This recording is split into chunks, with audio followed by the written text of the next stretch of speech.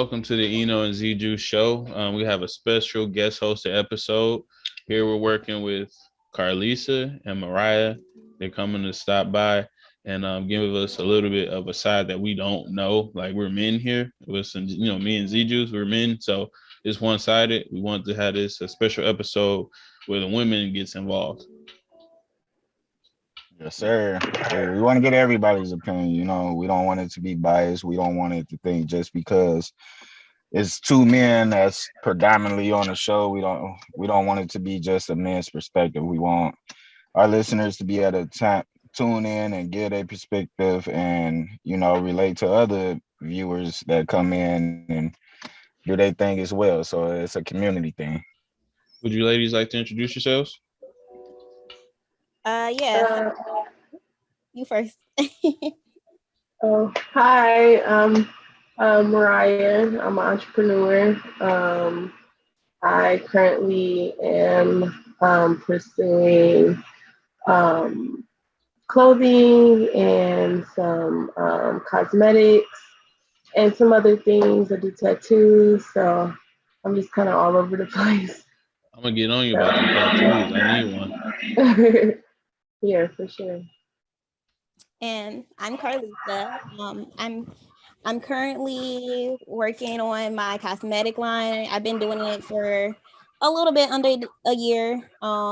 It's been cool. I mean, as a business owner, you go through the ups and downs, but other than that, I've just been trying to stay consistent with it. Yeah.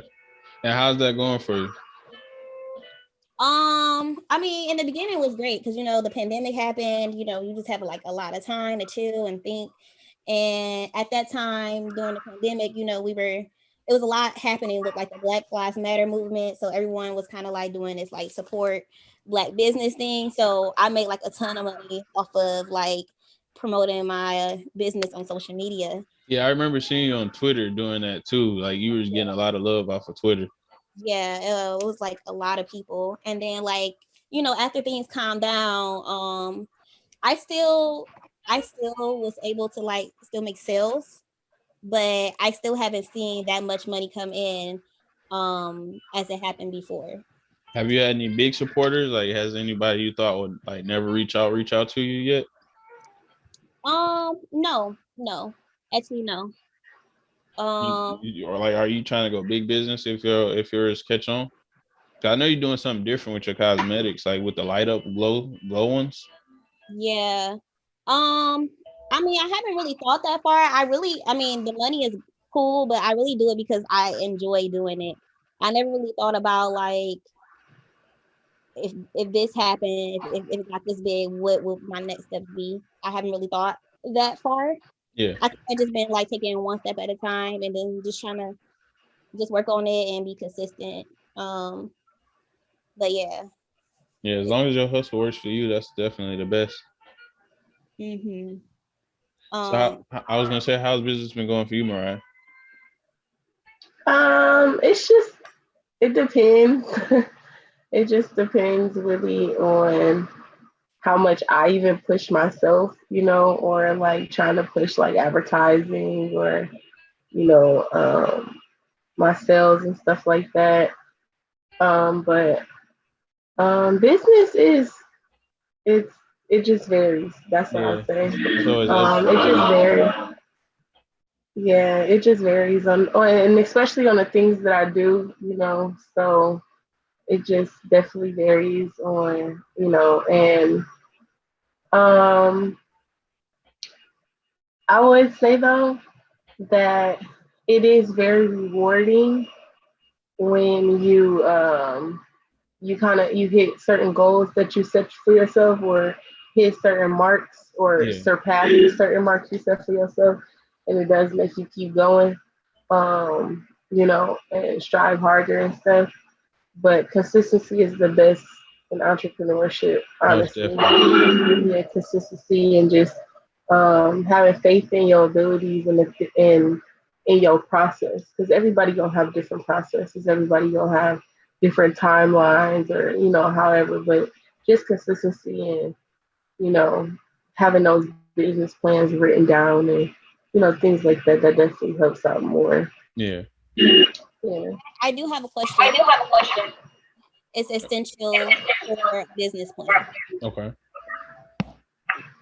Say that What, again. what do you think are the essentials to a business plan? Like, what needs to be in there? Who's that Or question for? Like, either one of you guys. It doesn't Okay. matter. You want to take this, ZJuice? yeah, so I would say a few essential things for a business plan. First, you have to have like an overall goal. Like, what do you want your business to produce? Like, for example, just me myself personally, I just started getting into coding, and I own a couple of other businesses from car detailing, car mechanics, dog kennels, few other things. And well, one of the things that I always had to make sure, like one with my dog kennel, my overall goal will have to be beyond just the breeding type that I'm doing, just the amount of dogs that I have as well. I have to have an end goal, not necessarily monetary wise, but where do I see the future of this business going? And if it gets to the point that it's bigger than me, am I willing to sign it off to somebody else to let it grow to the potential that it has to be? So that's one thing. And then another thing is that's priorities. As you set up your goals of what you want out of your business, you set up different ways. I think both of you said a version of marketing, and especially after the pandemic and slowing down with supporting Black businesses, which I tried to support everybody I knew, if I could in any way. So when I seen the decline in sales, I just switched up my marketing techniques. I had to start marketing in areas that I wasn't normally in. I had to switch up the way I market. So I wasn't just reaching out to people I knew. I wasn't just reaching out to my small niche of customers. I was buying ads through Facebook, Instagram, where they ran promotions for me, and I was reaching 250,000 people for like $20, and they were running for like a week. Yeah. So that was one way I got, over those humps. But being a part of a business plan, I focus more on certain steps I can get to being at the top of my business while also being flexible and open to networking with others. Yeah, So I would say clickbait is very important because you have to have click space for your ads. So that's very important because it's like the modern day commercials, just sponsoring advertisement across the internet. And also like you said, networking. For me, that's a big jump off for me because I'd have to go to events and see people and explain who I am and what I do. Like I'm a photographer and a videographer and a photographer. And I have to reach out to people, let them know what I do, show them my website, show them my social medias, and that's how I would get my business plan going. Because I'm more so an artist for hire. Like I don't like do weddings or whatever. Like I do what I see in the art or something, and a lot of times it might be a model based photo shoot, but lately I've been picking up with behind the scenes video work, and I'm learning that that's a whole niche right there, just doing behind the scene work for people's businesses because nobody's just really showing people what it takes for a business to jump off. Like they just show it, and that's one way of looking at it. But I like to focus on how it got to that point. And clickbait is definitely important. You got to know your audience. Right. I do agree. You have to know your target audience. And I feel like that's something I struggled with in the beginning of my business, just finding out who am I making these products for. Yeah. Of course females, but like what age, what race, what state are they in? Like Yeah. like where are these people coming from that's going to buy my products?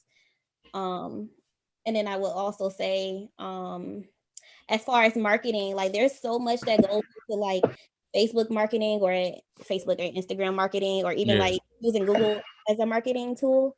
It's just like so much stuff that goes into that. And once you figure out your target, then that's when you'll start making sales. Yeah. Would you say it's hard to be an entrepreneur for a woman? Mm. Um, I would say that it definitely has its difficulties, but I think it also has its benefits of being an entrepreneur as a woman, depending on who your target is. As a female, if your target is more of the male industry and you are a good socializer, even if it's a part of the female industry, your social abilities really count in that area, and it can actually, be your, the most beneficial thing for you, Yeah. because I mean, when you're an entrepreneur, that's sales, whatever you're doing, you basically selling yourself or selling your product. Yeah. So being able to socialize or, connect with certain people, it'll help you elevate a lot faster. But I would say that something that a lot of people or a lot of entrepreneurs should focus on is the diversity of things. Because even if you want to target, more cultural, like, want to stay with your race or want to stick with, colored or however you might want to target whoever you might want to target it. Yeah. Diversity can help you elevate yourself also. You don't ever want to stay in one box or That's true. one area or one demographic, because the more people you connect to, the faster your product grows. True. Some people they work off of sticking to one demographic because That it's is like, true. yeah, knowing your clientele. If it works, it works. Right, Um, yeah. Me personally, I will say I intentionally only like to market to people of color, to be honest, Mhm. because I feel like what I'm doing, it's like my tagline on my website. I'm broadcasting the multimedia revolution. And on the Right, artistic standpoint, I like to show us in a better light than yeah. almost any other subject.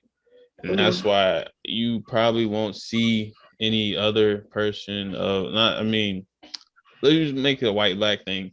But I haven't really done a lot of work with white folks. I can just say it Mhm. like that because I like my demographic. I feel like it's easily relatable and Right. it's been working. It's a For a Yeah, cultural point thing. where, yeah, I was gonna say for a point that I'm speaking on, like one of the big brands, where people was kind of like, yeah, I don't even know who actually made this brand, but it was very widely known from a lot of different races. The Detroit Yeah. versus Everybody Oh yeah. brand, yeah, or the what was the other one?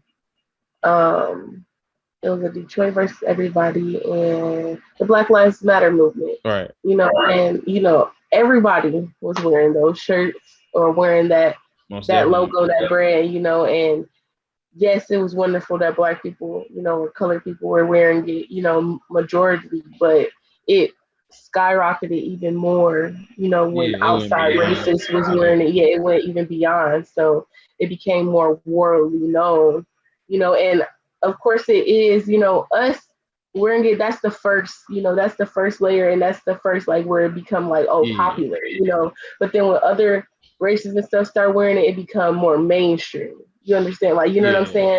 So it become popular because we're doing it, but then when other races get involved, it becomes more mainstream where it's And it like, take okay, off. now it's yeah, it's like, okay, now it's more widely accepted for all of us to do it, even if you Yeah. are more like uh, a a white Cover. person, like, Yeah. like I know like what a you mean. suburban, that don't feel more comfortable wearing a shirt like that. They might feel more comfortable after they see, one or two people that look more like them, wear it or Yeah. so, So that's ZJ, all I you was saying here? on that. I yes, just sir. I'm here. Oh, well, I was just gonna say what you had to say about that. Yeah, well, I would say honestly, I let my market come to me. I do not discriminate at all because honestly, with the kennel that I have, most of my customers were not black people, and Yeah. Right. that's just being 100% honest. And when I was working with black people, they always wanted me to cut them a deal or they wanted a payment plan. They always, it was always some type of hassle. And not to knock our own people, because like I said, I support everybody I can. But at the same time, I've noticed between marketing as well as customer service, we got to do way better with customer service. That's oh man, that's a conversation in itself. But anyway, yeah. So I had to learn to be open with my market. I would love for my people to support me, but at the end of the day, I noticed that they weren't, and I had to find my market. And if my market is a different ethnicity or race, then so be it. Most people buy European clothes, Gucci, Louis, Prada. Those aren't black people. So that's true, but I'm trying to get that black brand out. That's what I like. Yeah, and your brand can still be black. Yeah. I will also say that the field that you are in, I would say that a lot of colored people would say that, in certain aspects, certain things they will pay more for than others. Right. So when it comes to certain things like dogs or animals, a lot of colored people aren't the ones that be like, oh my god, my dog needs a tutu, or my dog needs a facility that they have, they go out every 3 hours and they can play with other dogs. They don't even think about stuff like that. They like, just keep my dog in the damn cage, feed them every 3 hours or so, and then they'll be good till I get back. So I mean, that might not be the right way to think, but that is a lot of, it's just not something that's really in the colored community where it's like, oh yeah, my dog's going to a luxurious kennel, but that is a great market. It is a great market. It is, I feel like that's something that you would just off the top of the head, just think like, okay, that's marketed towards more, luxurious clients or clients that are, of a different tax bracket or either, different race clients, so that's the only thing I would say about that part. And to be honest, the reason why I say I cater to a lot of black people is because that's actually where most of my business comes from anyway. Like all my business is like basically black people. Like whether it be a rapper who wants me to, do his music videos or his behind the scenes, for whatever reason, I haven't really interacted with white folks when it comes to what like my passion. Because I'm more so like an artist for hire. I don't really treat it like a business. More so, I got to learn how to step it up a bit because I do want to get an LLC. Coming to writing that business plan, I have to eventually make my brand into an LLC to be taken more serious. I do have a question. How do you guys deal with like, okay, so for me, I feel like one of my struggles that I faced was like I used to like compare myself to other businesses, like dang, why am I not there yet? But I know like it's all just a process. So how do you deal with when you're having just like a bad day with your business? Like what do you do, or how do you? Can I take this one, ZJuice? I want to take this. Go for it, and then I'll hop in after.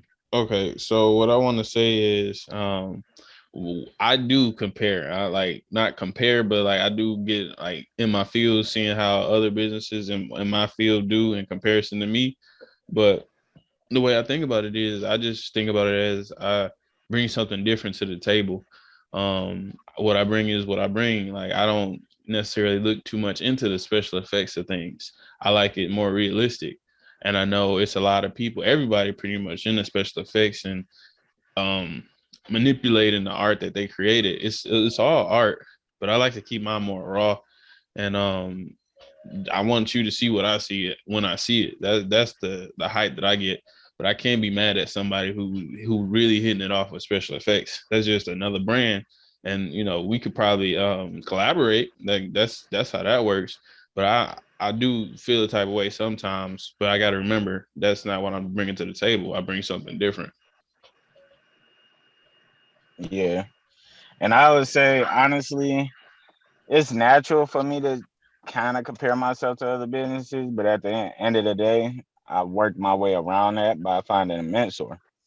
So I find somebody that's really experienced in what I'm doing, and I reach out to them. I see if they're looking for, seeing if they are willing to mentor me, and then from there, I learn the game, and then I add my own twist to it, and that keeps me from comparing to others because I got somebody teaching me the route, teaching me the path there, Exactly. teaching me certain things that I wouldn't know.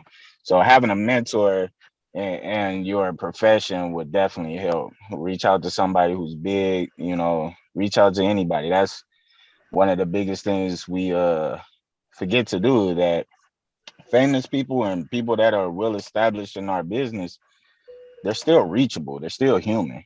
Yeah. You just gotta find ways to reach out to them. And I've learned you'll find somebody who's willing to help you. There's always somebody willing to help. Were you about to say something, Mariah? Yeah, I was just gonna say that like speaking on the like worrying, I mean not even worrying, but like when noticing or just kind of evaluating where other people are and where you are, if y'all in the same field, um, it can be a little disheartening if you see other people in like kind of just moving at an accelerated pace than you.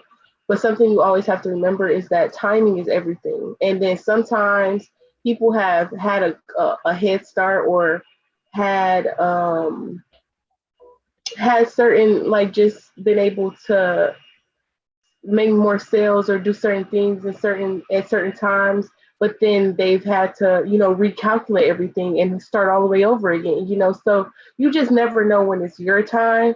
And just to avoid that, just keep your own bookmarks. When you hit a certain goal, make sure you write that down or make sure you remember that, because a lot of times when you hit certain goals, or when you do certain things with your business or even in life, you forget it, because once your goal done, you like, okay, yay, celebration, that's it. Yeah. But you don't really like kind of make sure those milestones are documented, and Yeah. and that's like very important, because when you take pictures of yourself, and a long time ago you'd be like, damn, these pictures is hit, or oh, I look a hot ass mess, but as you continue to grow up or even learn how to take certain angles of yourself, you get better and better, and your pictures are just so much more of better Personal. quality and everything. Yeah, so it's just like that's just how you have to look at your business and everything, is that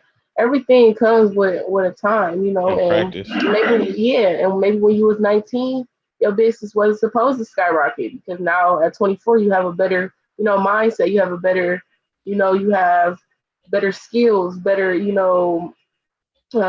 everything, Yeah. everything could be more elevated, so you just never know when it's time for you. And shoot, tomorrow you might wake up to $1 million. You just never know. Exactly. That's just what you always got to think of. You never know what tomorrow might hold. You gotta stay active in the business and then see where it goes. I just want to Yeah. say, is anyone in here as of now pressed for time? Because I was hearing certain times. Yeah, it was. Yeah. I actually enjoyed talking to all of you. I'm going to a birthday party, so I Okay. have to go now. But anytime you guys want me to come back, I'm more than welcome. I mean, Okay. more than able to. Yeah, we'll definitely have you guys back along because, like I said, this is our first guest that hosted the episode. It's very Mhm. appreciated to have you both come on. Is there anything else you want to say, Carlisa? Nope. Thanks for having me. This was fun. Okay. Yeah, you definitely inspired us some more with all Yeah. of this. So Yeah. Well, that's what we try to do. yeah, for sure. Okay. So, Yeah, you guys are definitely welcome back on the show whenever. Thank I you. Okay, enjoyed talking to cool. you. I definitely want to hear more from y'all on more topics. So Yeah, we'll be reaching out. yeah, we got to do a relationship topic one day yeah, for we can sure. do Oh some yeah, more of yeah, those. yeah. We That'll need be to dope. break some stuff down. All right. All Shake it right, up a little bit. with that. All All right. right, So, have a good day, y'all. all right. You All too. right.